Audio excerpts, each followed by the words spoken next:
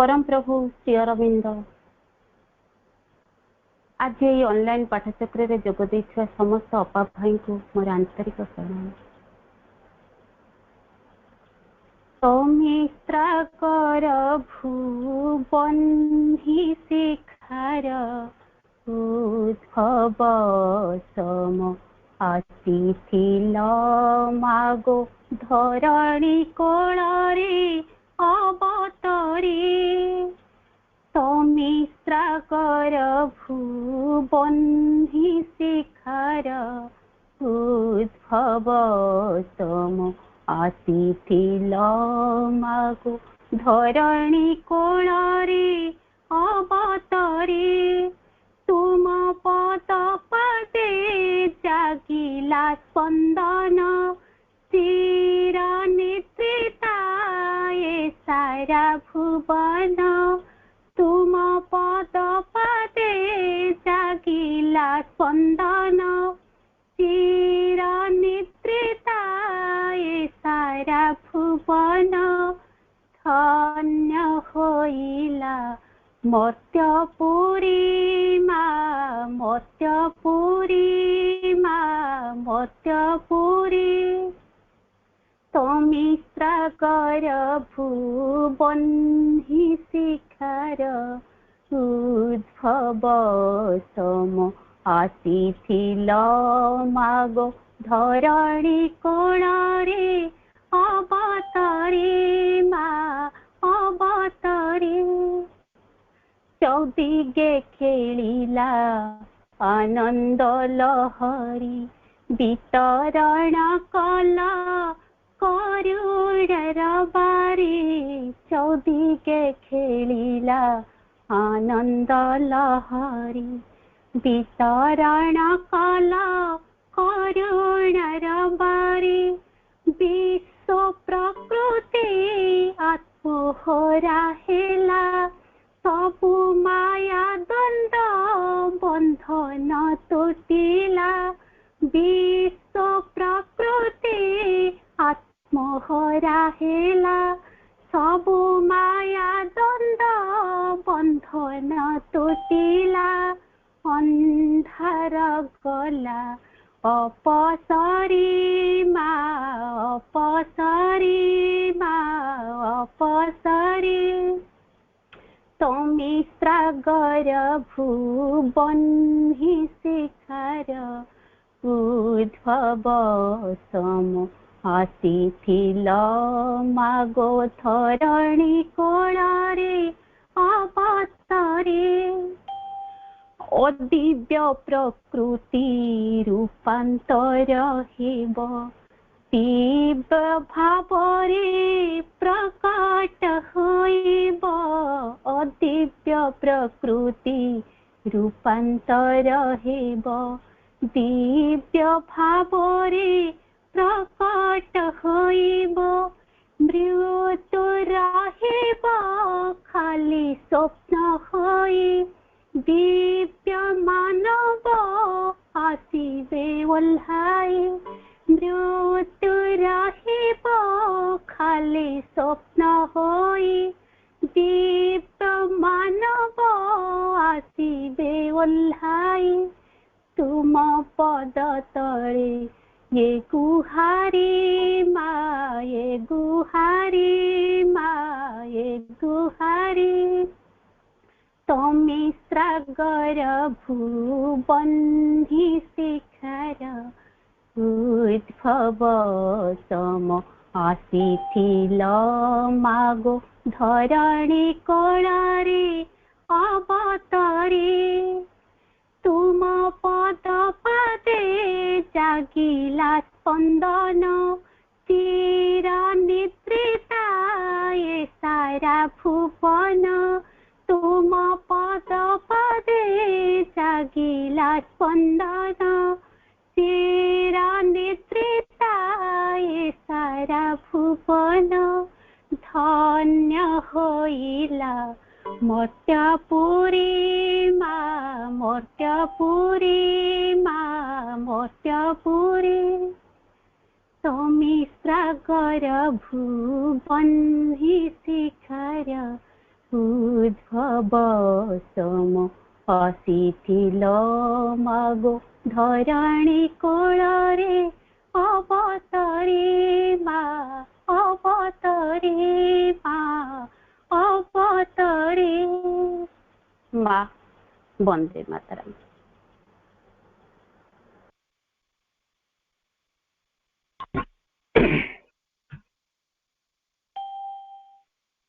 माँ श्री माँ श्री अरविंदों चरण तले मोर कोटि कोटि प्रणाम।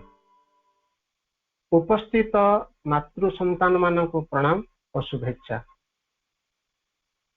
आज यही श्री अरविंद पाठचक्र रे आमर विषय वस्तु रखा जाइछि परिवर्तन। ए परिवर्तन होछि पांचटी अक्षर। आर जादुकारी मंत्र अछि। निजे परिवर्तन हेले जगत परिवर्तन हेबो।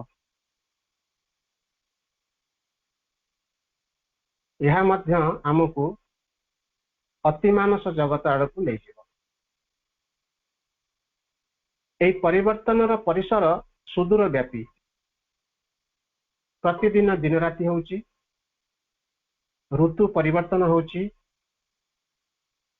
मासर परिवर्तन होउची, वर्षर परिवर्तन होउची, घंटा मिनिट सेकेंड र परिवर्तन चलीची। प्रति मुहूर्त रे अनेक किछि परिवर्तन होउची। ध्वंसर तांडव लीला चलीची। निर्माणर नित्य नूतनता आविष्कार होउची। बयसर परिवर्तन होउची, स्वास्थ्यर परिवर्तन होउची, रूप रंगर परिवर्तन चलीची। गोटिए जन्म रे अनेक परिवर्तन। शिशु कैशोर यौवन वार्धक्य जरा मृत्यु होउची आमर परिवर्तन। शिशु सुलभ चेहरा रे कैशोरर खिलिखिली हसरे यौवनर आकर्षित चेहरा रे वार्धक्य और जराजीर्ण अवस्था रे शेष आम सुखिला पत्र पर झड़ी करुचे।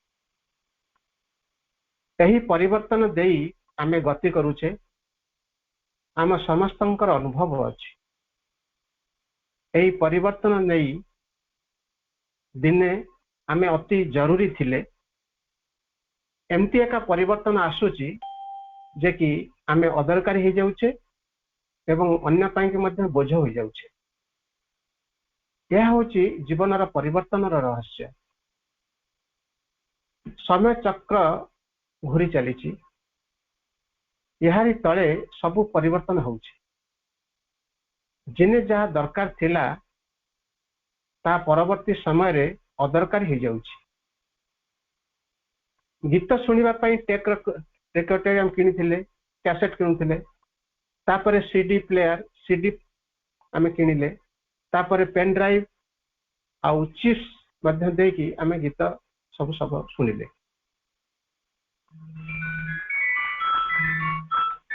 एबे सेही सबु रो मूल्य आम पाखरे आउ किछि नाही। सेही टेप रेकॉर्डर आम पाखरे नाही कि सीडी प्लेयर सीडी मध्य नाही। आमे सबु माइक्रोचिप्स आ पेन ड्राइव सबु कथा सुनुचे। एई टेप रेकॉर्डर आ कैसेट सीडी प्लेयर आम पई बर्तन अदरकारी हे। एमती किछि दिन गले ए पेन ड्राइव आ माइक्रोचिप्स मत अदरकारी होई जिवो। कारण आमे गूगल ड्राइव रे सब सेव कर दबा। गूगल ड्राइव रे सब सेव कर देले या माध्यम से हम सब सुनी परिबा। तेणु एटी परिवर्तन को यदि अनुध्यान करिबा वास्तविक आमर जीवन धाराटा बदली जीवो। जदि आमे आमको परिवर्तन करिबा ताले समग्र जगत परिवर्तन होई जीवो। आमर गति अतिमानस जुग अतिमानस राज्य को निश्चित भावे आगे चलिबो। आमे सब पुराण रे पढ़ीचे चतुर्युग कथा हम जानिचे। सत्य युग, तृतीय युग, द्वापर युग, कली युग, यही चतुर्युगर परिवर्तन चली। यही चारि युग रे मनुष्यर चेतना परिवर्तन होउछि, शारीरिक चेतनार परिवर्तन, मानसिक चेतनार परिवर्तन, प्राणिक चेतनार परिवर्तन और परिशेष रे चैत्य चेतनार मध्य परिवर्तन होई चलीछि। जदि शारीरिक चेतना गठन को आम देखा, सत्य जुगरे जो माने थिले सेमानकर जेतिक हाइट थिला त्रेता जुगरे तारा अधा हो गला, द्वापर जुगरे 3 भागरु 1 भाग हो गला, कली जुगरे 4 भागरु 1 भाग हो गला। जदि यही सूत्र आम धरिबा, आमर हाइट वर्तमान अच्छी 6 फुट, सत्य जुगरे होइथिबो 24 फुट, द्वापर जुगरे होइथिबो 18 फुट, त्रेता जुगरे होइथिबो 12 फुट। गोटे पौराणिक दृष्टिकोण विचार करी गोटे उदाहरण दूची, जोटि कि आमे मध्य यह भिन्न समय विभिन्न जगह जानी किसी छोट कहानी जोटी श्रीकृष्ण आ श्रीकृष्ण बड़ भाई हलधर बलरामंकर विवाह प्रसंग रे अछि। सत्य जुगरे जने राजा थिले, तांको नाम होची अनर्थक, तांकर पुओ होचंती रेबत, तांको पुओ होचंती राजा ककुदिन। ए ककुदिन राजा ककुदिनकर कौनसी संतान नथिले, से पुत्रेष्टि यज्ञ करी एक कन्या प्राप्त हेले यज्ञ कुंडरू। सही सत्य जुगरे तांको पई उपयुक्त वर मिलिला नहीं, बहुत दुखित से थिले। सत्य जुगरे जो माने थिले सेमानकर सबु जगत को विचरण करि पारुथिले। एणु राजा ककुदिन ब्रह्मलोक को यात्रा कले। ब्रह्मा को पचारिबे जे कि तांकर झियर उपयुक्त पात्र तांको मिली नहीं, से केउठी अछंती। ब्रह्मा सेतबेले ब्रह्मलोक रे थांती एवं ब्रह्मा पाखरे पहुंची कि तांको निवेदन कले जे कि मोर झिय विवाह बयस होइथिले मध्य मु मोर सत्य जुगरे मोर राज्य रे तांको पई उपयुक्त बरटिए पाइली नहीं, तेणु बहुत दुखित। तेणु बाध्य होइक आपण पाखु आसीची, आपण किसी सूत्र बतांतु जोटी कि तार उपयुक्त बर कोउठी अछि। ब्रह्मा तांको पचारिले, कहिले जे कि देख तुमे मो पाखक आसीबा भितरे तृतीय युग सरी, तुम सत्य युग सरी गलानी, तृतीय युग भी सरी गलानी, वर्तमान द्वापर युग सरीबा को बसीची आ कली युग आसी पहुंची जिवो। तुमे तुरंत जाओ मर्त्य लोक को, आ मर्त्य युगरे तांको पई उपयुक्त पात्र अछंती, से होचंती बलराम। से वर्तमान शेषनाग मनुष्य शरीर रे जन्म लाभ करछंती, तांको पई कि से होचंती उपयुक्त वर। तुमे तांको जाई कि कन्यादान कर। सेठारु से ब्रह्मलोक रु मर्त्यलोक को आसिले। बाटरे झिय पचारछंती, बाटरे बापा तांको पचारछंती झिय को, अरे माँ आम तो मर्त्यलोक रे आसी पहुंची गले, हेले बलराम केमती अछंती खोजिबा केमती। आ तांको झिय रेवती कहउछंती, कोची बड़ा आश्चर्य कथा, अंधकार रे आपण दीप खोजुचंती, अंधकार रे दीपटे खोजिबा तो भाजी सहज जिनिस। तेणु से जतले निरीक्षण करूचे, कहते निरीक्षण कर देख, निश्चित भाव पाइजिव। से देखुचंती जे कि द्वारिकापुर रे बलराम अछंती, तेणु सेठाकर जाउचंती। सेतबेले नारद ऋषि आसिकी श्रीकृष्ण बलराम कहउचंती, आपण मानक तो विवाह बयस हो गेलानी, आपण यथाशीघ्र विवाह होगा कथा। आउ तुमे ए जगह रही कि बहुत अन्य किसी राक्षस पाकेश मारिकी बहुत सब ठीक ठाक कर देलेनी। आ किसी फैमिली रा एक्सटेंशन हबो ना नहीं, फैमिली रा एक्सटेंशन पाई ही ताको अनुरोध करचंती। तेणु श्रीकृष्ण हसुचंती, कहले बड़ भाई विवाह न होला पर्यंत मु केमती विवाह हेबी। बड़ भाई तो कन्या पात्री आसी गलेनी, तांको बापा धरी आसी पहुंची गलेनी। आ सविशेष विवरण तांको देले। तापरे बलराम जाउचंती, देखुचंती जे कि कुकुदिनी तांकर झियो रेवती को साथी धरिकी अवतरण करुछंती। तापरे कुकुदिनी रेवती को सब कथा वृत्तांत कहले, रेवती को तांका हाथ में समर्पण कले। मु एटी कहबार उद्देश्य अछि जो रेवती आ कुकुदिनी आसी पहुंची थिले सेमानकर हाइट बलराम हाइट ठारू 3 गुण थिला अधिक। तेणु श्रीकृष्ण कहउचंदी यदि विवाह हब ताहले आम द्वारिकापुर सब द्वार को मध्य आमको टिके माने 3 गुणा हाइट रो कर दबा पड़िबो, नले से घर भीतर को पसिबे केमती। ताबले बलराम कहउचंदी नाही आर उपाय अछि, मु सेटा कर दउची। बलराम होचन तो फलधर, तांका हल को उठाइचंती एवं आकर्षण करिकी तांका हाइट को कमे देइचंती। हाइट कमे देला परे तापरे तांकर विवाह बंधन जहाँ जहाँ हवा कथा तांकर हेइछि। मु एटी कहबाक चाहूतेली यदि जुगर यदि परिवर्तन हो जाउछि तेणु मनुष्यर मतलब हाइट रे भी परिवर्तन हो जाउछि। अच्छा, ए जुग परिवर्तन रे केते केते जिनिस सब परिवर्तन होउछि से विषय मु अल्प किछि उदाहरण देकी दउछि, काहे कि ना ए टॉपिक सहित रिलेटेड अछि।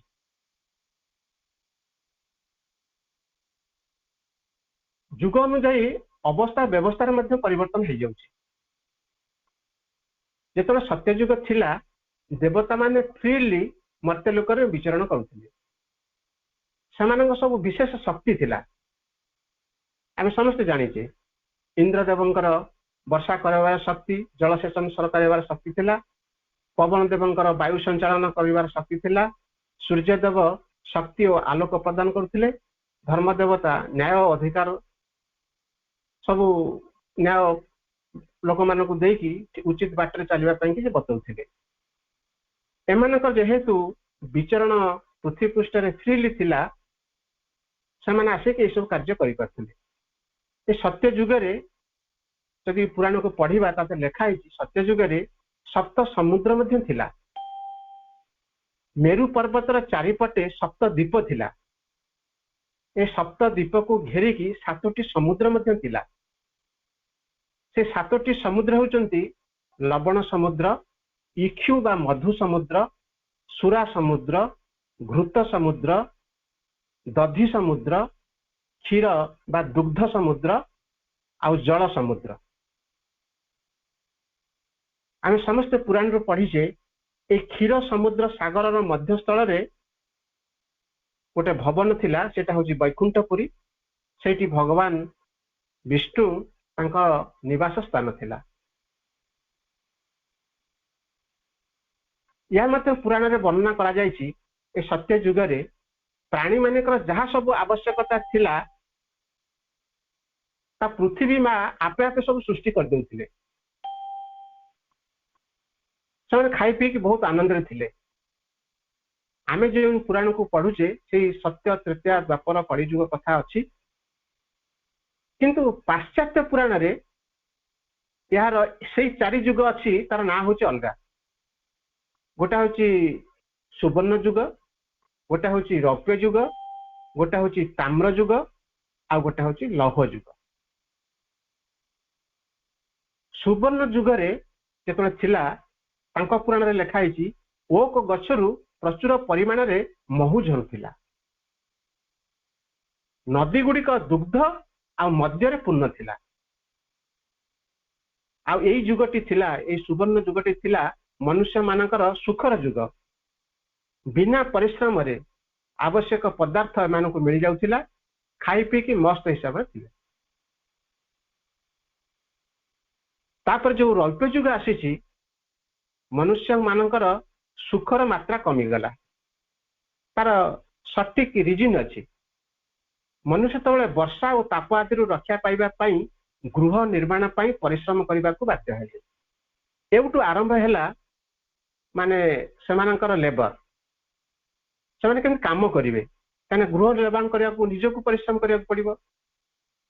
जेतले परिश्रम करबा को पड़िला सेतबे तांको दुखर भाराटा पड़िला। ଏଇଠାରୁ କର୍ମ ପ୍ରବଣତା ତାଙ୍କ ଭିତରକୁ ଆସିଲା। ଯେତେବେଳେ ଘର ମାନ ସବୁ ତିଆରି କଲେ, ସେତେବେଳେ ଏଇଟା ମୋର ଘର, ଏଇଟା ତୋର ଘର, ମୋ ଘରକୁ ତୁ ଆସିପାରିବୁନି, ମୁଁ ତୋ ଘରକୁ ଯାଇପାରିବି, ଏମିତି ଭାବନା ଗୋଟେ ଆସିଗଲା।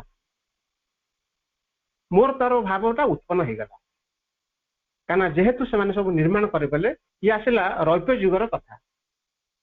ଯେତେବେଳେ ବ୍ରୋଞ୍ଜ ଯୁଗ ଆସିଲା, ସେତେବେଳେ ମଣିଷ କଣ ହେଲା, ଅତି ହିଂସ୍ରକ ହେଇଗଲେ, ପାରସ୍ପରିକ ହିଂସାରେ ପ୍ରବୃତ୍ତ ହୋଇ ରହିଲେ।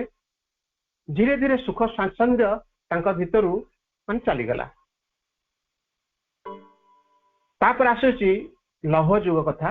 ଲୌହ ଯୁଗରେ ମନୁଷ୍ୟ ଅତ୍ୟଧିକ ଅପରାଧ ପ୍ରବଣ, ହିଂସା ପରାୟଣ ହେଲେ। ସମାଜରେ ହିଂସା ଆଉ ଯୁଦ୍ଧ ଲାଗି ରହିବାରୁ ନ୍ୟାୟର ଅଧିଷ୍ଠାତା ଦେବତା ମର୍ତ୍ତ୍ୟମଣ୍ଡଳ ଛାଡି ସ୍ୱର୍ଗକୁ ଚାଲିଗଲେ। ତାଙ୍କ ପୁରାଣରେ କଥା ଲେଖା ହେଇଛି। ପାଶ୍ଚାତ୍ୟ ୟୁରୋପୀୟ ମାନଙ୍କର ମତ ଅନୁଯାୟୀ ଏହି ଲୌହ ଯୁଗ ସମାପ୍ତ ହେଲେ ଗୋଟିଏ ସ୍ୱର୍ଗୀୟ ବାଳକ ଆସିବେ, ମର୍ତ୍ତ୍ୟ ଭୂମିରେ ଜନ୍ମ ଲାଭ କରିବେ, ପୁନର୍ବାର ପୁଣି ଏହି ସୁବର୍ଣ୍ଣ ଯୁଗକୁ ଆଣିବେ।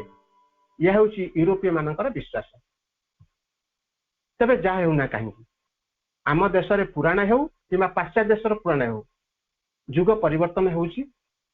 ପୁନରାୟ ଏକ ନୂତନ ଜଗତ ଆସି ପହଞ୍ଚିବ। କିଏ କହୁଛି ସୁବର୍ଣ୍ଣ ଯୁଗ, କିଏ କହୁଛି ସତ୍ୟ ଯୁଗ। ପ୍ରଭୁ ଶ୍ରୀ ଅରବିନ୍ଦ ପ୍ରତିପାଦନ କରୁଛନ୍ତି ପ୍ରତିମାନସ ଯୁଗ। ଏହି ପରିବର୍ତ୍ତନକୁ ଆସନ୍ତୁ ଆମେ ସମସ୍ତେ ସ୍ୱାଗତ କରିବା। ଏହି ଯୁଗର ଅଧିବାସୀ ହେବା ପାଇଁ ନିଜକୁ ପ୍ରସ୍ତୁତ କରିବା। ନିଜକୁ ପରିବର୍ତ୍ତନ ନ କରିବା ପର୍ଯ୍ୟନ୍ତ ଏହି କାର୍ଯ୍ୟକ୍ରମରେ ଅଂଶଗ୍ରହଣ କରିବାକୁ ଅସମର୍ଥ ହୋଇଯିବା ଓ ଆମର ସତ୍ତା ଲୋପ ପାଇଯିବ। ପୃଥିବୀରେ ଏମିତି ଅନେକ ସତ୍ତା ଲୋପ ପାଇଗଲେଣି, କାରଣ ସେମାନେ ସେମାନଙ୍କର ଆଉ ଆବଶ୍ୟକତା ନାହିଁ। ଆମେ ଉପଯୁକ୍ତ ନହେଲେ ନିଶ୍ଚିତ ଭାବରେ ଲୋପ ପାଇଯିବା, ବହୁତ ସମ୍ଭାବନା ଅଛି। ସବୁର ମୂଳରେ ଅଛି ପରିବର୍ତ୍ତନ। 10 ଜଣ ଗୁରୁ ଯାହା ପରିବର୍ତ୍ତନ କରିବାକୁ ସମର୍ଥ ହେବେ ନାହିଁ, ପରିସ୍ଥିତି ନିଶ୍ଚୟ ପରିବର୍ତ୍ତନ କରିଦେବ। ପ୍ରତ୍ୟେକ ପରିସ୍ଥିତି ପଛରେ ଭଗବାନ ଅଛନ୍ତି। ଯିଏ ଜାଣିପାରୁଛି ସେ ଆନନ୍ଦ ଅନୁଭବ କରିବ, ଯିଏ ଜାଣିପାରୁନାହିଁ ସେ ବିରକ୍ତି ହବ ଏବଂ ଅସନ୍ତୋଷ ଲାଭ କରିବ। ଜୀବନରେ ପରିବର୍ତ୍ତନ ଯେ ଅନିବାର୍ଯ୍ୟ ଓ ପରିସ୍ଥିତି ପଛରେ ପ୍ରଭୁଙ୍କର କିଛି ଉଦ୍ଦେଶ୍ୟ ଅଛି, କିଛି ଉଦାହରଣ ନେଇ ବୁଝିବାକୁ ଚେଷ୍ଟା କରିବା। ପ୍ରଭୁ ଶ୍ରୀକୃଷ୍ଣ 11 ବର୍ଷ କାଳ ଗୋପପୁରରେ ବୃନ୍ଦାବନରେ ତାଙ୍କର ବିଚରଣ କରିଥିଲେ। ହାତରେ ତାଙ୍କର ବଂଶୀ ଖଣ୍ଡି ଥିଲା। କୋଉଠି ଦଧି ଲବଣୀ ଚୋରି କରୁଥିଲେ, ଖାଉଥିଲେ ଏବଂ ବଂଶୀ ସ୍ୱରରେ ସମସ୍ତଙ୍କୁ ଆକୃଷ୍ଟ କରୁଥିଲେ। ଯେତେବେଳେ ସେ ବଂଶୀ ବଜାନ୍ତି ସମସ୍ତଙ୍କର ହୃଦୟ ତନ୍ତ୍ରୀ ଥରି ଉଠେ, ସମସ୍ତେ ଆକୃଷ୍ଟ ହେଇଯାନ୍ତି। ସମସ୍ତେ ତାଙ୍କୁ କାହ୍ନା ବୋଲି କହୁଥିଲେ, ନହେଲେ କୃଷ୍ଣ ବୋଲି କହୁଥିଲେ। 11 ବର୍ଷ ପରେ ଯେତେବେଳେ ସେ ମଥୁରାକୁ ଆସିଲେ, ବଂଶୀଟିକୁ ରଖିଦେଲେ। ସେଉଠୁ ତାଙ୍କର ଆରମ୍ଭ ହେଲା ସୁଦର୍ଶନ ଚକ୍ର। କାହିଁକିନା କଂସର ନିଧନ ପରେ ସଂସାରରୁ ଆସୁରିକ ଶକ୍ତି ଲୋପ ପାଇନାହିଁ। ଏଇ କଂସ ଯିଏ ଜନ୍ମ ଲାଭ କରିଥିଲେ, ତାଙ୍କ ବିଷୟରେ ଗୋଟେ ଛୋଟ ଉଦାହରଣଟେ ଦେଇଦଉଛି। ଉଗ୍ରସେନଙ୍କ ପୁତ୍ର ହଉଛି କଂସ। ତାଙ୍କ ରାଣୀ ଯେତେବେଳେ ତାଙ୍କର ଫୁଲ ବଗିଚାରେ ବୁଲୁଥିଲେ, ତାଙ୍କର ଯୋଉ ଉଦ୍ୟାନ ଥିଲା ସେଠି ବୁଲୁଥିଲେ, ସେତେବେଳେ ଜଣେ ରାକ୍ଷସ, ତା ନାଁ ହଉଛି ଦୁର୍ମିଳା, ସେ ତାଙ୍କୁ ଜୋର ଜବରଦସ୍ତ ରମଣ କରିଥିଲେ। ତାଙ୍କ ଔରସରୁ ଏ କଂସ ଜନ୍ମ ହେଇଥିଲା। ତେଣୁ ଆସୁରିକ ସ୍ୱଭାବ ଥିଲା।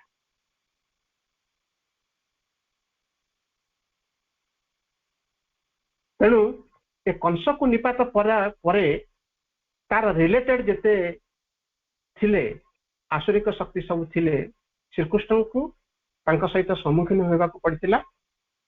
ସେତେବେଳେ ବଂଶୀ ଛାଡିକି ସେ ସୁଦର୍ଶନ ଚକ୍ର ଧରିଲେ। ଆମେ ସମସ୍ତେ ଜାଣିଛେ जे कि से द्वारिकापुर समुद्र भितर से गोटे तैयारी कले।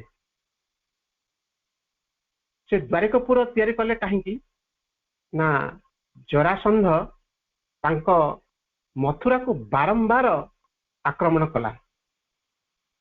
जरासंधर दुई झील को ये कंस को विवाह देते ज्वाई जो मरी जाइए भीतर बहुत राग हो तेणुक सबु बेले आसी आक्रमण करमती बारंबार आक्रमण करती किंतु श्रीकृष्ण तांको मारती नहीं। न मारिबार कारण थिला जे कि तांकर मरिबार समयटा आसी नहीं। तांको मारिबे किए ना भीम। भीम सहित एपर्यंत श्रीकृष्ण देखा साक्षात है नहीं। तेणु उपयुक्त समय न आसिले कहार मृत्यु हुए नहीं। आमको सठिक जिनसा जाना दरकार अच्छे। ठीक अच्छे तापरे द्वारिकापुर निर्माण कर समस्त को लेकिन समुद्र भितर रखी तापर कथा हूँ जिते महाभारत युद्ध है जो युद्ध रे श्रीकृष्ण आउ अर्जुन के भितर जो कन्वर्सेशन है से कन्वर्सेशन रूप हूँ गीता। बंदीशाला रे प्रभु जन्म हेले गोपपुरे जाके लुचिले समुद्र मध्य द्वारिकापुर निर्माण कले जरासंध को दूरे रहिबा पाई। समग्र जीवनटी तांकर हैला संघर्षमय। केबे भी आरामदायक जीवन से यापन करिना।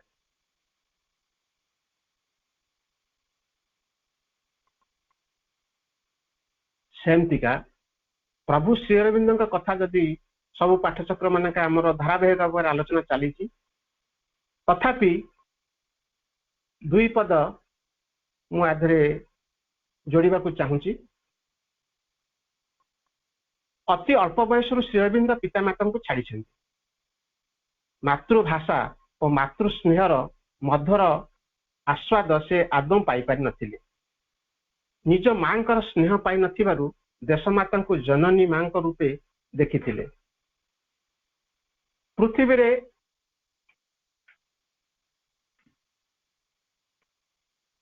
7 वर्ष बयस आत्मीय स्वजन को छाड़ी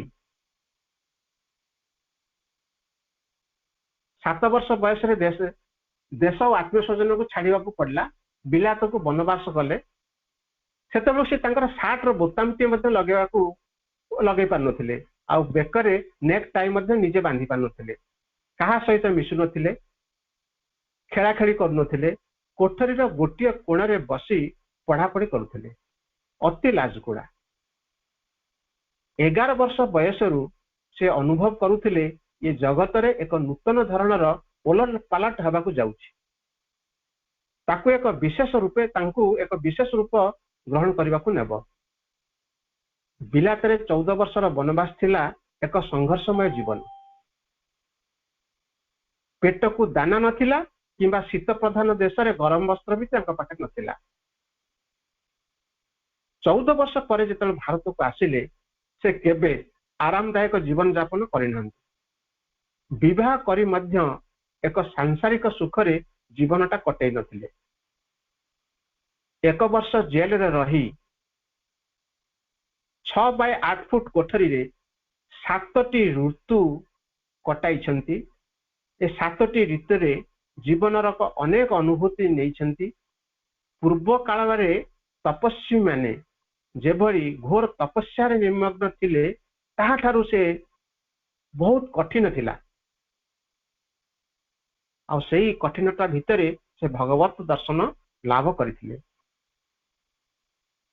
पंडिचेरी को मध्य जेतरे से आसिले सेतबेले अनाहार और वस्त्र भाव में रही। पंडिचेरी आसी ब्रिटिश सरकार ठारू दूरे रही। ब्रिटिश सरकार तांको भारत को पुनः फेरे नहीं बंदी करिबो बोली अनेक चक्रांत करिछि किंतु से विफल होइछन्ति। सेमती जदि श्रीरामचंद्र चरित्र निया जाए समग्र जीवन मध्य तांकर संघर्षमय 14 वर्षर वनवास रावण सह घमाघट युद्ध शेषरे मां सीता को प्रजांकर कमेंट्स पाई से तांको वनवास पठे देले प्रजा मानकर कल्याण पाई राज्य शासन कले से राजकीय आराम केबे भी करना भूमि रे तृण बिछेई से शोइछंती ताले एथिरु जना जाउची सबु अवतार मानक चरित्र जे अनुधान करिबा आमे शेष निष्पत्ति रे पहुंचीबा जीवनटा दिया जाइछि आराम आयस कटाई देबा को नहीं प्रकृत रे जीवनटी केवल संघर्ष जी चेतना रे परिवर्तन करने को चाहे ताकू संघर्ष करने को ही पड़ो जदि न करे पुणी निचेतना को चली जावा महाभारत युद्ध रे श्रीकृष्ण मध्य अर्जुन को सही कथा कहते जीवनटा ही संघर्ष संघर्ष न करिवो जदि तुमे का पुरुष बोलाइब भीरु बोलाइब जीतिले राज्य भोग पाइब हारिले स्वर्ग प्राप्ति हब जय विजय मध्य स्थल रे रही अर्जुन को मनोभाव निजको ही से परिवर्तन चाहिए भावना को बदली देले पुणी से अस्त्र धरी युद्ध करने को बाहर ताले एउटा में जानिबा जे कि ये संघर्ष मय जीवन रे आमको आम भीतर चेतना को अनेक परिवर्तन करने को आमको पड़िबो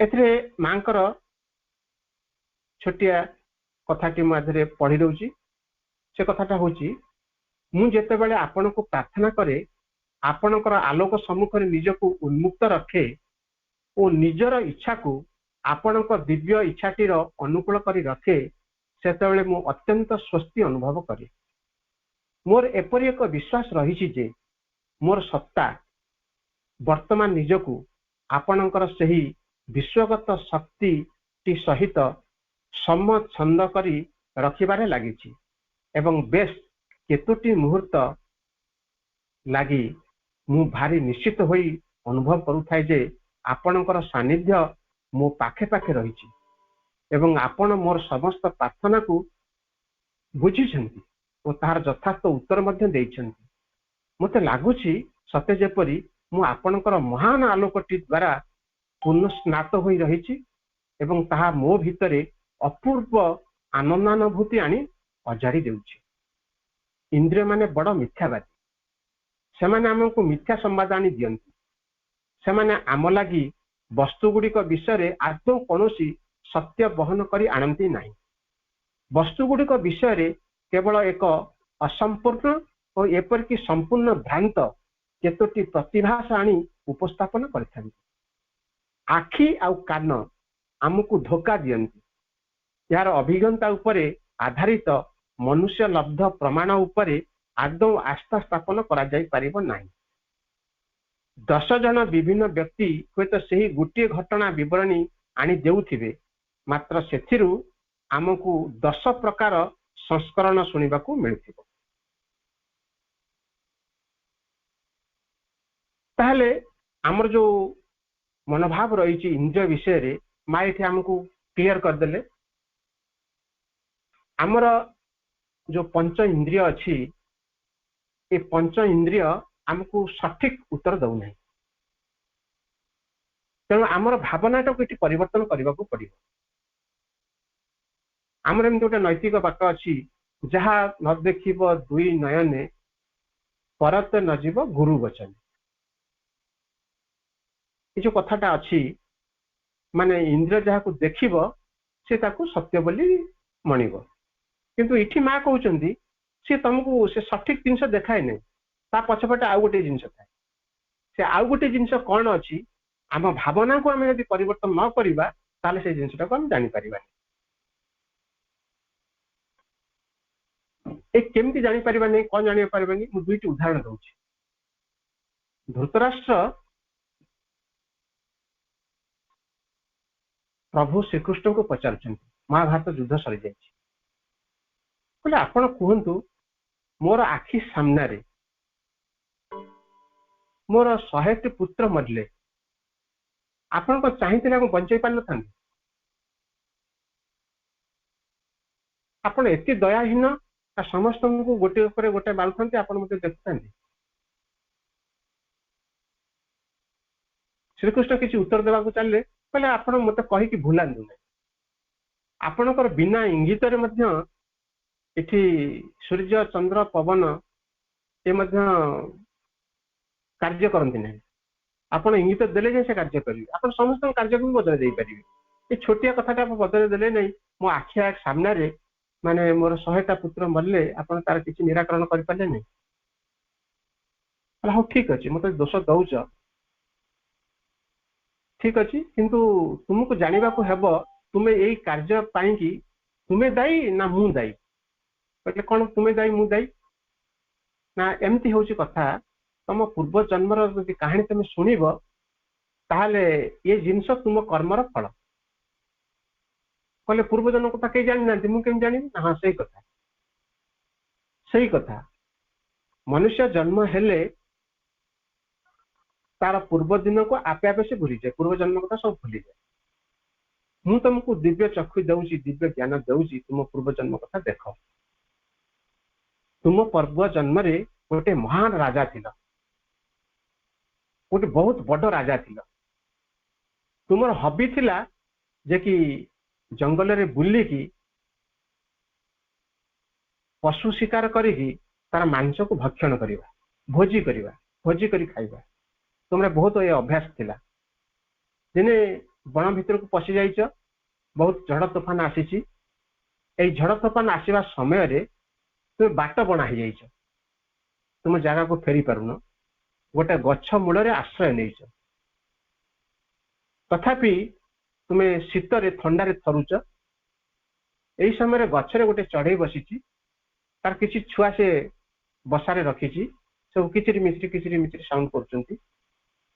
ସେ ଚଢେଇଟି ଦେଖୁଛି ଯେ କି ତୁମର ଏ ଅସହାୟ ଅବସ୍ଥା, ତୁମେ ଶୀତରେ ଥରୁଛ। ତା ସେ ଭାବୁଛି ଏ ବ୍ୟକ୍ତି ଜଣକ ଏଠି ବସିଛନ୍ତି, ତାଙ୍କର ଶୀତରେ ଥରୁଛନ୍ତି, ତାର କଣ କରାଯିବ? ନା ଛୋଟ ଛୋଟ କାଠି ସେ ଯୋଉ ଗଛ କୋରଡ଼ରେ ରଖିଥିଲେ ତାକୁ ଆସିକି ତାଙ୍କ ସାମ୍ନାରେ ଜମଉଛନ୍ତି। ଗୁଡାଏ କାଠି ଆସି ଜମା ହେଇଗଲା, ଶୁଖିଲା କାଠ କାଟି। ତାପରେ ଦୁଇଟା କାଠକୁ ଗୋଟେ ଥଣ୍ଟରେ ଆଉ ଗୋଟେ ତାର ପଞ୍ଝାରେ ଧରିକି ଘଷିଲା। ଘଷିଲା ପରେ ତାର ଅଗ୍ନି ଉତ୍ପନ୍ନ ହେଲା। ସେ ଅଗ୍ନି ଉତ୍ପନ୍ନ କରି ସେ କଣ କଲା, ମାନେ ସେ ଯେତିକି ଶୁଖିଲା କାଠ ଥିଲା ଲଗେଇଦେଲା, ଜଳିଲା। ସେଇ ଅଗ୍ନିର ତାପରେ ରାଜା ବସିକି ବେଶ ଆରାମ ଅନୁଭବ କଲେ, ଶୀତ ତାପରୁ ନିଜକୁ ରକ୍ଷା କଲେ। ତାପରେ ଉପରକୁ ଚାହିଁକି ଚଢେଇକି ଡାକିଲେ, ହାତ ଠାରି ଡାକିଲେ। ଚଢେଇ ଆସିଲା, ତା ମୁଣ୍ଡଟାକୁ ଆଉଁସିଲେ, ଆଉଁସିଲେ ପୁଣି ଖାପ କିନି ପଞ୍ଝାରେ ମାଡି ବସି ଧରିଲେ। କହିଲେ ଆପଣ ମତେ ଏମିତି ଧରୁଛନ୍ତି କାହିଁକି? ନା ତୁ ତ ମତେ ବହୁତ ସାହାଯ୍ୟ କରିଛୁ, ଆଉ ମୋର ଶୀତ ତ କୁ ଲାଘବ କରିଦେଲୁ, କିନ୍ତୁ ପେଟରେ ଯୋଉ ଭୋକଟା ହଉଛି ସେ ଭୋକଟା ଆଉ ମରୁନି, ତେଣୁ ମୋର ଖାଇବାକୁ ଇଚ୍ଛା ହଉଛି। ମୁଁ ତୋତେ ଖାଇବି ନାହିଁ, ତ ଉପରେ ଯୋଉ ଚଢେଇ ମାନେ ସବୁ ଛୁଆକୁ ଯାହା କରିଛୁ, ମୁଁ ସେଇମାନଙ୍କୁ ଆଣିକି ନିଆଁରେ ପୋଡିକି ଗୋଟେ ଗୋଟେ ଖାଇବି। କହିଲେ ମୁଁ ବଞ୍ଚିଛି, ମୁଁ ରହିଛି, ମୋ ସାମ୍ନାରେ ମୋ ଯଦି ଛୁଆ ମାନଙ୍କୁ ଖାଇବେ ତାହେଲେ ମତେ ବହୁତ କଷ୍ଟ ହବ। କହିଲେ ସେ ଉପାୟ ମଧ୍ୟ ମୁଁ ଭାବି ସାରିଲିଣି। ସେ ଉପାୟଟା ହଉଛି ଯେ କି ଦୁଇଟା କାଠି କଣ୍ଟା ଆଣିଲେ, ଚଢେଇର ଦିଟା ଆଖିକୁ ଫୋଡିଦେଲେ। ଯଦି ଆଖିକୁ ଫୋଡିଦେଲେ ଏ ଦୃଷ୍ଟିହୀନ ହେଇଗଲା। ତାପରେ ସେ ଛୋଟ ଛୋଟ ଚଢେଇ ଛୁଆକୁ ଆଣିକି ସେ ତାଙ୍କର ନିଆଁରେ ପୋଡିକି ତାରି ସାମ୍ନାରେ ସବୁ ଖାଇଲେ। ଏ ଅବସ୍ଥା ଦେଖିକି ତାର ଚଢେଇ ମାଟି ସେ କଣ କଲା, ମୂର୍ଚ୍ଛା ଗଲା ଏବଂ ତାର ପ୍ରାଣ ତ୍ୟାଗ କରିଦେଲା। ତାପରେ ପ୍ରଭୁ ଶ୍ରୀକୃଷ୍ଣ କହିଲେ ତମେ ଏ ଅବସ୍ଥାକୁ ଦେଖିଲ ତ, ସେଇଥିପାଇଁ କି ତୁମ ଦୁଇ ଆଖି ଆଜି ଅନ୍ଧ ହେଇକି ଜନ୍ମ ହେଇଛ, ଆଉ ସେଇଥିପାଇଁ କି ତୁମ ସାମ୍ନାରେ ତୁମର ପିଲାମାନେ ସବୁ ସଂସାର ତ୍ୟାଗ କରିଦେଲେ। ଏ କର୍ମର ଫଳ ତୁମେ ଭୋଗୁଛ, ନା ଏ କର୍ମକୁ ମୁଁ କରିଥିଲି ମୋ ପାଇଁ ତୁମେ ଭୋଗୁଛ? ନା ମୁଁ ତୁମକୁ କିଛି ଅଭିଶାପ ଇତ୍ୟାଦି ଦେଇଥିଲି? ଏ ହେଲା ଗୋଟେ କଥା। ପିତାମହ ଭୀଷ୍ମ ମଧ୍ୟ ସେଇ କଥା ତାଙ୍କୁ ପଚାରିଥିଲେ। ଯୁଦ୍ଧ ସରି ଯାଇଛି, ସରସଜ୍ଜାରେ ଅଛନ୍ତି ଭୀଷ୍ମ, ପଚାରୁଛନ୍ତି ଯେ କି ପ୍ରଭୁ ତୁମର କଣ ଏମିତି କିଛି ହୀନ କାମ କରିଥିଲି, ଅପରାଧ କରିଥିଲି, ଯାହା ଫଳରେ ଆଜି ମୁଁ ଏ ସରସଜ୍ଜା ଭୋଗୁଛି। ତାପରେ ଶ୍ରୀକୃଷ୍ଣ ତାଙ୍କୁ କହିଛନ୍ତି, କହିଲେ ତୁମ ପୂର୍ବଜନ୍ମ କାହାଣୀ ସବୁ ଦେଖ। କହିଲେ ମୁଁ ଦେଖୁଛି, ଗୋଟେ ଦୁଇଟା ତିନିଟା ଜନ୍ମ ପର୍ଯ୍ୟନ୍ତ ଦେଖୁଛି, ଯେ କି ସେ ଭିତରେ ତ ମୁଁ କିଛି ଅପରାଧ କରିନାହିଁ। କହିଲେ ଆହୁରି ଆହୁରି ଆହୁରି ଅନ୍ୟ ଜନ୍ମ ମାନଙ୍କୁ ଯାଅ। କହିଲେ ମୁଁ ଆଉ ଯାଇପାରୁନି। ତାପରେ ଶ୍ରୀକୃଷ୍ଣ କହିଲେ, କହିଲେ ମୁଁ ତୁମକୁ ଦିବ୍ୟ ଚକ୍ଷୁ ଦଉଛି, ଦିବ୍ୟ ଜ୍ଞାନ ଦଉଛି, ତୁମେ ଆହୁରି ଆହୁରି ଆହୁରି ପୂର୍ବ ଜନ୍ମ ସବୁ ଦେଖ, କଣ ସେ ବୃତ୍ତାନ୍ତ ଅଛି ତୁମେ ଜାଣିପାରିବ ଯେ କେଉଁ ଅପରାଧ ନେଇକି ତୁମେ ଆଜି ସରସଜ୍ଜା ହେଉଛ। ସେ ଦେଖୁଛନ୍ତି ଗୋଟେ ଜନ୍ମରେ ସେ ଜଣେ ବ୍ୟାଧ ଥିଲେ, ଗୋଟେ ନାଗ ସାପକୁ ଧରିକି ବୁଲେଇ ବୁଲେଇ ବୁଲେଇ ବୁଲେଇ ବୁଲେଇ ବୁଲେଇ ବୁଲେଇ ବୁଲେଇ କଣ୍ଟା ବୁଦାରେ ପକେଇଥିଲେ। ସେ କଣ୍ଟା ବୁଦାରେ ପଡିକି ସେ ଛଟ ଛଟ ଛଟ ଛଟ ଛଟ ଛଟ ହେଇକି ପଡିଯାଇଥିଲା। କହିଲା ଏବେ ବୁଝିପାରିଲା ତ? ଏଇ ସବୁ ସେଇଥିପାଇଁ ଭଗବାନଙ୍କୁ କୁହାଯାଏ ତ୍ରିକାଳଦର୍ଶୀ। ବର୍ତ୍ତମାନ କଥା ଦେଖିପାରନ୍ତି, ପୂର୍ବଜନ୍ମ କଥା ଦେଖିପାରନ୍ତି ଏବଂ ଭବିଷ୍ୟତ କଥା ସେ ଜାଣନ୍ତି। ଏଇ ସବୁ କାହାଣୀରୁ ଆମେ ଯଦି ପର୍ଯ୍ୟାଲୋଚନା କରିବା ତାହେଲେ ଆମେ ଜାଣିପାରିବା ଯେ କି ଆମ କର୍ମ ପାଇଁ ଫଳ ପାଇଁ କି ଆମେ ଦାୟୀ, କିନ୍ତୁ ଭଗବାନଙ୍କୁ ଆମେ ଦୋଷାରୋପ କରୁ। ସେମିତି ମହାଭାରତର ଆଉ ଗୋଟେ ଛୋଟ କାହାଣୀଟି କହୁଛି, ଯୋଉ କାହାଣୀଟିରୁ ଯେ କି ଆମେ ଏହା ଉପଲବ୍ଧି କରିପାରିବା ଯେ କି ଆମ କର୍ମଫଳ ଆମେ ଭୋଗୁଛେ, ଆମେ ପରିବର୍ତ୍ତନ ହେବାକୁ ଚାହୁଁନାହିଁ, କିନ୍ତୁ ଭଗବାନଙ୍କୁ ପ୍ରତି ମୁହୂର୍ତ୍ତରେ ଦୋଷାରୋପ କରୁଛେ। ଭଗବାନ ଶ୍ରୀକୃଷ୍ଣଙ୍କୁ ଉଦ୍ଧବ ପଚାରୁଛନ୍ତି, ମାନେ ପ୍ରଭୁ ଆପଣ ବହୁତ ଚାଲାକ। କଣ ମୁଁ ଚାଲାକ? ନା ସବୁବେଳେ କହୁଛନ୍ତି ଯେ କି ମୁଁ ସମସ୍ତଙ୍କର ପଛପଟେ ରହିଛି, ମୁଁ ହଉଛି ଦ୍ରଷ୍ଟା, ଲୋକମାନେ ସବୁ କଣ କରୁଛନ୍ତି ମୁଁ ସବୁ ଦେଖେ। କହିଲେ ସବୁବେଳେ ତ ସମସ୍ତେ ଯାହା କରୁଛନ୍ତି ଆପଣ ଦେଖୁଛନ୍ତି, କି ଯିଏ ଭୁଲ କାମ କରୁଛି ତାକୁ ଟିକେ ପରିବର୍ତ୍ତନ କରିବା ପାଇଁ କହୁନାହାନ୍ତି। ସେ ପରିବର୍ତ୍ତନ ହେଲେ ଆଉ ଦୁଃଖ ଭୋଗନ୍ତିନି। ଆପଣ ଏମିତି ଚାଲାକ, ଲୋକ ଭୁଲ କରୁ ତା ପାଇଁ ସେ ଶାସ୍ତି ପାଉ, ସେ ପର୍ଯ୍ୟନ୍ତ ଆପଣ ଯାଉଛନ୍ତି। କାହିଁକି ଆପଣ ତ ଆଗକୁ ସତର୍କ କରୁନାହାନ୍ତି, ତୁ ଏ ଭୁଲ କାମ କଲେ ଏମିତି ଏମିତିଆ ଫଳ ପାଇବୁ, ଏତେ ଅସୁବିଧା ପାଇବୁ। କହିଲା ଯାହା କହିଲ ଠିକ କହୁଛ ଯେ ମୁଁ ଦ୍ରଷ୍ଟା ଏଇଥିପାଇଁ କି, କହିଲେ ଯେତେବେଳେ ମହାଭାରତ ଯୁଦ୍ଧ ହେବା ପୂର୍ବରୁ ଯୋଉ ପଶା ଖେଳା ହଉଥିଲା, ସେ ପଶା ଖେଳା ବେଳେ କଣ ତୁମେ ସବୁ ଆପଣ ତାଙ୍କୁ ବନ୍ଦ କରିନଥାନ୍ତେ ଯେ କି କାମ ହଉନାହିଁ? କହିଲେ ଯୁଧିଷ୍ଠିର ମୋ ହାତ ଗୋଡ ବାନ୍ଧି ପକେଇଦେଲେ। କଣ କହିଲେ? କାହିଁକିନା ଜୁଆ ଖେଳେ, ପଶା ଖେଳଟା ହଉଛି ଜୁଆ ଖେଳ। ଏ ଜୁଆ ଖେଳକୁ ମୁଁ ଜାଣିଲେ ଦେଖିଲେ କାଳେ ତାଙ୍କୁ ଅପମାନ ଲାଗିବ, ସେଥିପାଇଁ ସେ ମତେ କହିଲେ, କହିଲେ ଆପଣ ଆ ଭିତରକୁ ଆସିବେନି, ମୁଁ ଯୋଉ ପର୍ଯ୍ୟନ୍ତ ନ ଡାକିଛି ଆପଣ ଆ ଭିତରକୁ ଆସିବେନି। ମୁଁ ଦ୍ୱାର ଦେଶରେ ରହିଛି, ବାସ୍ତବିକ କଥା, ମୁଁ ତା ଭିତରକୁ କେମିତି ଯିବି?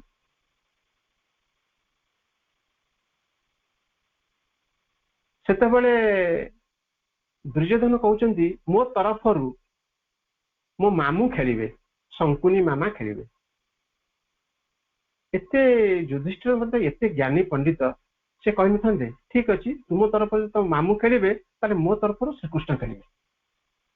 ଯଦି ଏତିକି କହିଦେଇଥାନ୍ତେ, ଯଦି ମାନେ ପଶା ଖେଳଟା କାହା କାହା ମଧ୍ୟରେ ହେଇଥାନ୍ତା, ଶଙ୍କୁନିଆ ଶ୍ରୀକୃଷ୍ଣ ମଧ୍ୟରେ ହେଇଥାନ୍ତା, ତାହେଲେ ଜିତିଥାନ୍ତା କିଏ? ଭୁଲଟା କରି ବସୁଛନ୍ତି, ଅଥଚ ମୋତେ ଦୋଷୀ ସାବ୍ୟସ୍ତ କରୁଛନ୍ତି। ପ୍ରକୃତରେ କଥା ହେଉଛି ସମସ୍ତେ ଆମେ ଆମ କର୍ମଫଳର ଦାୟୀ। ଏଇ ଯଦି କର୍ମଫଳ କଥା କହିବା, ଆମ ଭିତରେ ତିନିଟି କଥା ଆସୁଛି। ଗୋଟେ ହଉଛି ଏ କର୍ମଫଳକୁ ତିନି ଭାଗ କରାଯାଇଛି। ଗୋଟେ ହଉଛି ପ୍ରାରବ୍ଧ କର୍ମ, ଗୋଟେ ହଉଛି କ୍ରିୟମାଣ କର୍ମ, ଗୋଟେ ହଉଛି ସଞ୍ଚିତ କର୍ମ। ମନୁଷ୍ୟ ଯେତେବେଳେ ଜନ୍ମ ହେଉଛି ସେତେବେଳେ ସେ ତାର ପ୍ରାରବ୍ଧଟା ଆଗେ ଆଗେ ଚାଲୁଛି, ମନୁଷ୍ୟ ତାର ପଛେ ପଛେ ଚାଲୁଛି। ता उदाहरण केमती कथा आम छोट छोट उदाहरण दबा आम बुझीपर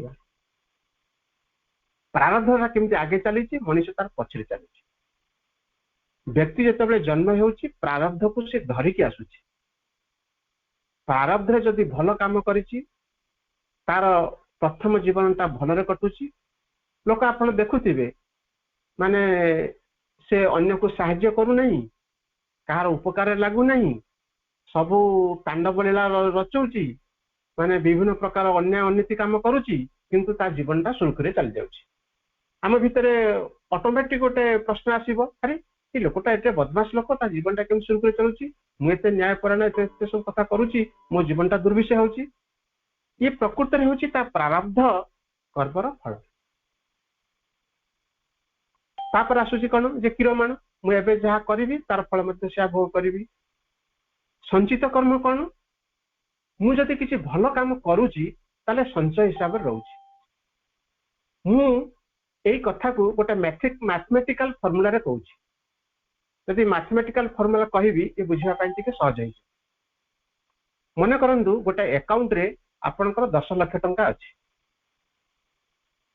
आपण से 10 लाख टंका रु 2 लाख टंका आनिले आउ रहिला केते ना 8 लाख टंका रहिला ए 2 लाख टंका को आनी की आपण गोटे व्यवसाय रे खटेले यदि 2 लाख टंका को खटेले हुए तो 2 लाख टा 3 लाख टंका हे जीवो किबा 2 लाख टंका डूबी जाई की आउ 50,000 टंका लोन हे जीवो दीटा संभावना अछि अच्छा प्रारब्ध होची आपनकर जन्म जन्मांतर जो संचित अर्थ जाई की गोटे प्रारब्ध आकार रे तयारी हेची से प्रारब्ध रो आपण किछि धरि के आसंती आउ सेही प्रारब्ध जो 2 लाख टंका आनिले ताकू ए क्रियमाण हिसाब रे लगांती से आदिकू आपण 2 लाख को 3 लाख करिवे किबा 2 लाख को सारी देकी जीरो कर देबे तापर लोन भी करिवे जदि लोन कर देले संचित आड़ को जीव नाही जदि 2 लाख टा 3 लाख टंका हे गला तार संचित को 1 लाख गला आपण मृत्यु पर सिटी थिला केते 10 लाख रु आपण 2 लाख आनिथिले सिटी थिला 8 लाख बैलेंस थिला इठी आपण 2 लाख को 3 लाख कले जदि 3 लाख कले ताले कोन हला जे कि 1 लाख जाई की पुन सिटी मिसी गला ये 2 लाख प्लस 1 लाख 3 लाख तेणु सिटी जो थिला 10 लाख 8 लाख थिला एबे 11 लाख से हे गला आपण प्रारब्धटा वेटेजटा बढ़ी गला जदि आपण एई समय रे बिची दुष्कर्म कले ताले आपण 50,000 टंका लोन हे गला ताले आपण कोन हला जे संचित हे गला -50,000 यदि -50,000 हैला तो आगुर थिला केते 8 लाख थिला तो 8 लाख टंका आपण संचित हे गला केते -50,000 ताले 7,50,000 से जगह रहिला ए प्रारब्ध धीरे धीरे धीरे कार कमी कमी जाउची ए प्रारब्ध मध्य कार बड़ी बड़ी जाउची तेणु एई हिसाब पर आपण जानि परिबा जे कि प्रारब्धटा कोन क्रियमाण कोन आ संचित कर्म कोन एई होची हमर जो विषय वस्तु अछि परिवर्तन एई सब ज्ञान गुडी को जदि आमे नबा हमर जीवन रे प्रयोग करिबा ताहाले कोन हबो ना एई सब जिंस हमर भीतर गोटे परिवर्तन संगठित हबो जदि हम जीवन रो परिवर्तन हेई जाउची ताले जगत परिवर्तन हेई हमर जीवन यदि परिवर्तन न होउची जगत परिवर्तन टिके कष्टकर साध्य हबो तेणु श्रेवित जोग को आम जदि पूर्णांग जोग कहिबा से पूर्णांग जोग सेति पई कि कष्ट साध्य काना समस्त को नै के जुग एमती कहा जाउची जे कि जदि हिमालय पर्वत रे कोनोसी ऋषि कोनोसी योगी तपस्या करूचंती से जोग प्रभावटा आम समस्तंकर काम रे लागुची तामे जणे जनक अकाउंट रे डिपॉजिट करूची से अकाउंट रो टंका गुडी को आमे सब उपभोग करूची तेन संसार यदि सत पुरुष सत ज्ञानी सत कर्मी यदि धीरे धीरे धीरे धीरे पढ़िबे ताले आम संसारटा शीघ्र शीघ्र शीघ्र शीघ्र परिवर्तन संगठित हेबो जहाँ कहते रूपांतरित संभावना बहुत शीघ्र हम तेणु माँ को श्री बिंदु पचरा जाइए केते समय लगे माँ एमती गोटे टेंटाटिवली टाइम दे 300 इयर्स ए 300 वर्ष भितर जदि आमे परिवर्तन करिबा आमे निजको परिवर्तन करिबा ताहाले ए पूर्ण जोगटा खूब शीघ्र संभव हो पारिबो रूपांतरित जोग खूब शीघ्र हो पारिबो एवं अतिमांस जोग धीरे धीरे धीरे धीरे धीरे धीरे प्रकाशित होइछि एति कहि रहउछि समस्त को नमस्कार मां श्री को पाद तले मोर प्रणाम वंदे मातरम।